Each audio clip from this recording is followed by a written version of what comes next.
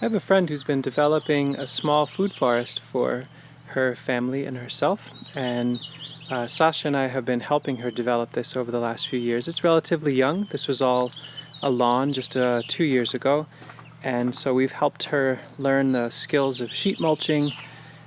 Down in the yard there is a cone pit for biochar. She and her family make charcoal now from the prunings in the woods, and slowly but surely it's becoming this really luscious food forest.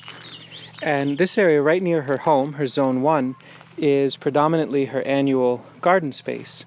And something that we just tackled today, or that I just worked on today, very low cost, very low embodied energy adjustment, is there's a downspout coming off of her home that up until about an hour ago spat out about 2 inches away from the foundation on the shaded north side of the home.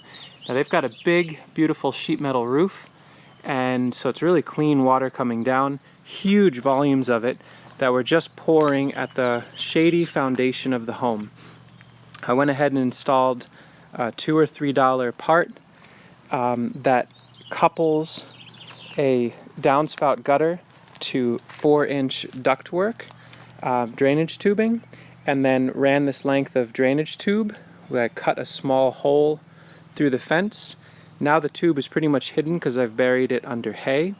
And basically that now takes all of the rainwater from the roof year-round and brings it down slope and away from the house, but spits it out in a high point in this permanent raised bed garden system. And you can see what I've done is I put a stone over it to pin it down, and I've made the first rough sketch of a swale. So all that water is going to come out now and hit a lull that will distribute the water. I didn't use any measurement tools or things like that. I did it by eye. The idea is that she can adjust this later on quite easily with a shovel after a rain. If it's pooling here, she can dig down to chase the water out that way so that it equalizes. And then ultimately when this area fills, so it should be able to wick water back into this now loosened bed. Everything I dug out went up and into that bed. So now she's got a deep permanent bed there. We'll lay in some stones, some stepping stones, so she can get access to it. And we'll probably go for more perennial elements in there moving forward. But now it can overflow, and at the moment it will simply overflow and by and large run down this wood chip pathway, sending water diffusely around.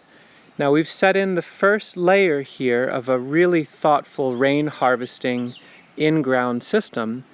The future calls for swales that come off of this walkway, minor swales, that send the water over and hydrate this whole garden automatically.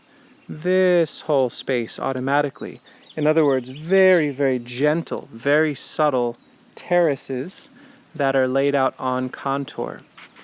You can see where there's bare soil, it's pretty darn dry, and so it's really going to behoove her in the long run to do this very light shovel work iteratively as time allows and evolve this space.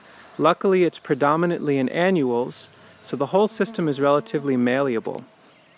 That we're not dealing with really high value trees, so after the next heavy rain she can cut into a bed, maybe harvest the kale and the lettuce as she goes, double up the soil and set another annual crop, and just down the line make these terraces that are all harvesting water off this few thousand square feet of clean standing seam sheet metal roof with no trees above, basically borderline drinking water coming off, that up until now was spitting back into the foundation of the home and now can be harvested passively and thoughtfully into this garden until the next ice age, basically.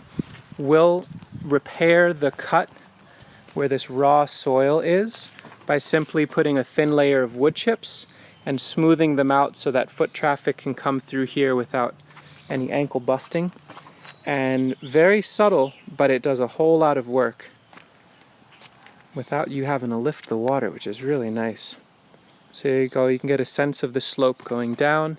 This is a gentle northeast facing slope, very, very subtle. but enough that we can work with it and keep the water moving further and further away from the home, but all the while infiltrating into each of these permanent raised beds made dominantly with wood chips and compost and hay. Thanks for watching.